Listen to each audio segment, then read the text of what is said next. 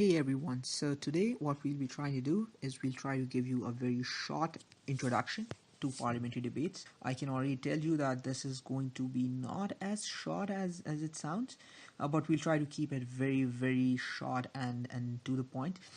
It will just be a basic introduction to what parliamentary debating is about, the basics of the format, the flow of debates in parliamentary debates, and what you are actually going to be judged on. As well as giving you just a very short introduction to argumentation.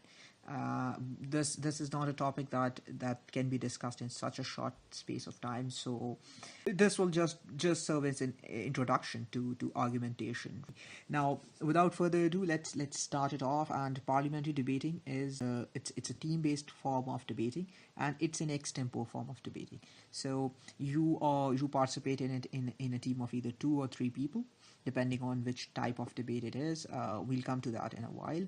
And it's an extempo form of debating, so you cannot have a prepared speech here. In fact, the topics are given on the spot, and you are given a lot of time to prepare and to present your speeches and your cases. The idea about this preparation time is not for you to write a speech, but for you to actually make what you can think of as the contours of your debate, of your case, really. So focus on making a really good case instead of writing a very good speech, and then try to present it in as brilliant a way as you can, really. Parliament debating it's really common. There are numerous international competitions. There are 2 different formats in which these competitions are held. There is the British parliamentary style, and there is the world school style of debating. In Karachi, the predominant style is the world school style, so that is what we are going to be focusing on today. If you are interested in British parliamentary debating, then this video might not be what you're looking for, but you will still get to know just the basics of what parliamentary debating is about. Now, the basics of the world school style it's pretty simple. There are 2 teams in a match. Each team has speakers, and the topic is given at the start of the match, and you are given a limited amount of time to prepare. The 2 teams are assigned to either be the proposition or the government, or what's called the prop. And that's what I like to call it. It's really short and to the point. The prop is supposed to defend the topic, whatever the topic might be. And on the other side is what's called the opposition, or simply the op, and they are obviously supposed to be opposing the topic. So the selection of a topic is totally out of the control of the teams. So this can be really interesting, because you might get to argue something that you might not favor personally, but this is really a form of debating that's about how effectively you can argue, how effectively you can make an argument. And it's really interesting to argue something that you might not personally believe in, but to see it from the other side. Now, following these assignments, both the teams are given 30 minutes to prepare their cases before the match officially starts. The prop prepares a positive case and arguments about how they can defend this topic, and the op tries to create a case based on a potential case that think the prop will come up with. It can be really difficult, and 30 minutes, it might sound like a lot of time, but believe me, it goes by really fast. You do not get enough time to prepare in a parliamentary debate. Now, the match proceeds in there are 2 formats of speeches in a match here. The normal speeches, which each of the speakers has to make from both the sides, last 8 minutes.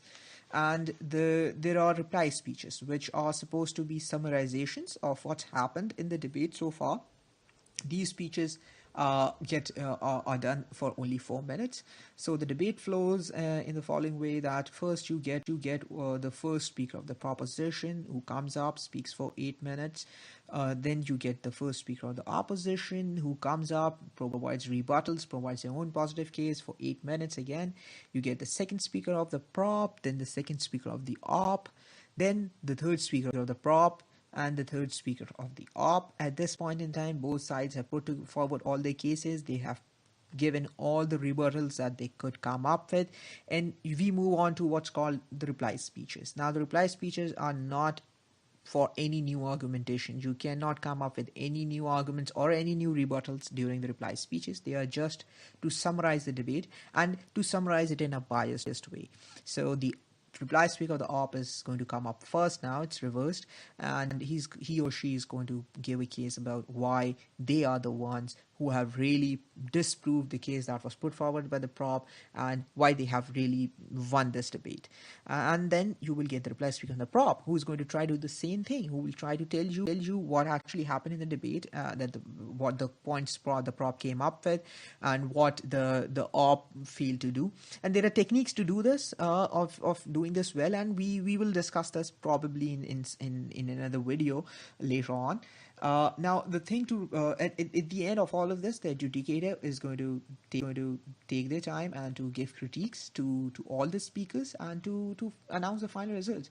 And believe me, the adjudicator is mostly somebody who is himself or herself a public speaker or a debater, and they do take a lot of time to speak because they have been really silent for a long time, and no public speaker likes to stay shut for so long. So the critiques can last for a long time, and if you're a public speaker, and you're participating in debate, you will be glad that you have that time after such a heated debate, because most debates really get heated. Now the thing to remember about adjudication is that the results are based on the strength of the arguments by both teams. They are not based on the objective truth of the argument itself. So if an argument is obviously correct, it does not mean that the team making that argument wins. The team has to make that argument in a really good way, and has to be, show that the opposition is not able to deconstruct this argument in a right way. So it's really about how it's put forward and how it's argued, instead of the argument by itself, objectively. There are also few roles that the prop and the op have to fulfill in order to do their duties and to do their job. The prop firstly has the responsibility to set a definition. The definition is basically defining some of the terms in the topic. It's not necessary to define everything in the topic. It's not even necessary to define anything in the topic, but it really becomes really important in setting the framework for the debate. It makes it easier for the debate to flow, and to have a concise and a good definition makes a big difference. And the prop's really big responsibility is to give a positive case. Effectively, the prop has to prove whatever the topic is, that this is something that merits being accepted. From the op side, their main responsibility is to disprove the arguments of the prop, and they also have to give a positive case of its own.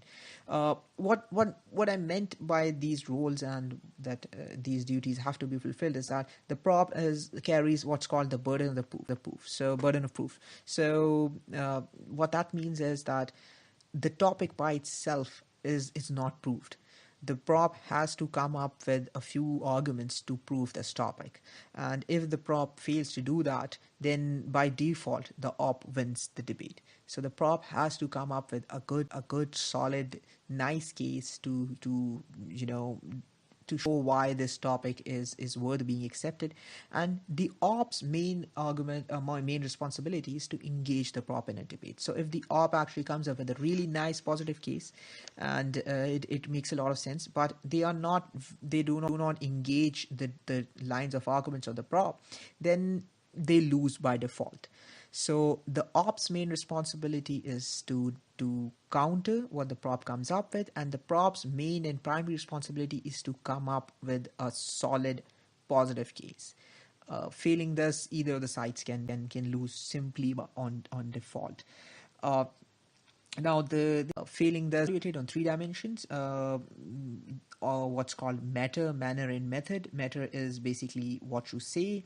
The manner means the way in which you are saying it. It's your mannerisms and your body language and so on. And method is the structure in which you put forward. Generally, the distribution of points is 40-40-20, but be very careful, because while you might have a lot of good matter on the page when you make your case, the manner in which you say it and the method, the structure with which you put it forward, actually helps it to be transferred to the adjudicator.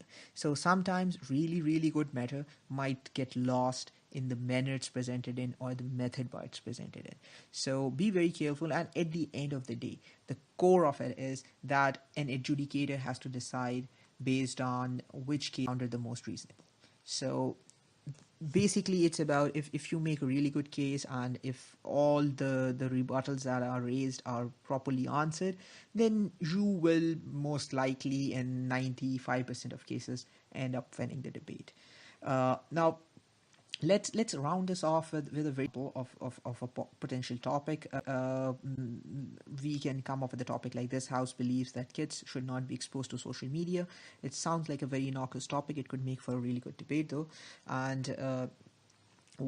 from the first responsibility that they would have is to explain some of the stuff here. So some words like, let's say, or social media needs some explanation. What exactly is meant by social media? What exactly is meant by kids?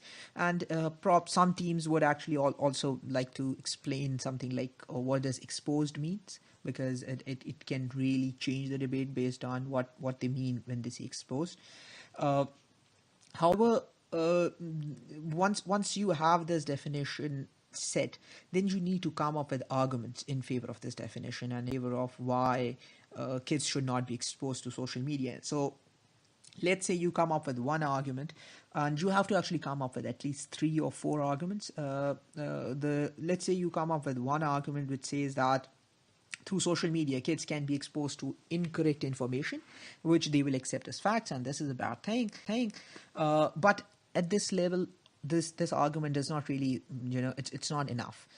Even though you would think that, it's obvious that this is something that is a bad thing, and it makes for a good case for why, kids should not be exposed to social media, but you need to provide more explanation. You need to make this argument stick and to make a case for why this is a bad thing. And one way that you go about doing this is to divide your argument into 3 parts. You have the idea itself, which is that, exposing kids to social media can expose them to information which in many cases is not correct, and this is a bad thing because kids will believe that this information is correct, it's factual. Then you provide some analysis, some logical reasoning why this is a bad thing and why a kid will readily accept any information, because their minds are not fully developed to the point that they can logically reason whether something is true or not, and so on. So you need to do that, and you can also provide some evidence. Now, be very careful about evidence, because do not make a case based simply on evidence, because it goes both ways. It's the easiest kind of argumentation basis which can be taken away. So evidence is good to supplement your idea, but it's never enough to be the core of an argument.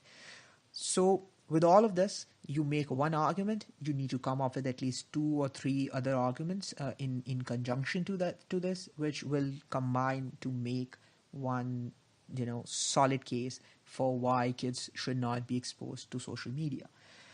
With that being said, we will bring this video to a close, and we hope that this has served as an effective basic introduction to parliamentary debating. I know it's been longer than I thought, and that's what happens with parliamentary debates as well in general. I hope that this will prove useful to those looking to start participating in this formative debate, and I wish all of you best of luck in your future endeavors. Hey everyone.